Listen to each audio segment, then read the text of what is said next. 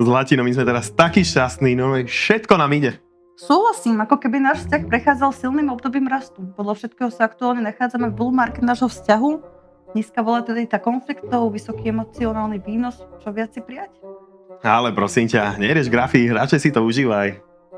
Samozrejme užívam, ale evidujem zvýšenú mieru eufórie, zvýšené očakávania a tendenciu ignorovať možné korekcie. Aké riziko? No predsa riziko, že si začneme myslieť, že tento vzťah je garantovaný. A historické dáta jasne ukazujú, že žiadny rast nie je lineárny. Áno, veď sa nehádame, máme čas a plánujeme budúcnosť. Samozrejme, v bull markete každý vzťah vyzerá ako bezpečný, bezrizikový a s garantovaným výnosom. Takže čo, teraz mi povieš, že to skončí zle? Vôbec nie, len upozorňujem, že aj počas rastu je dôležité dodržiavať disciplínu a riadenie rizika. Ty si neskutočná, tak teraz akože čo?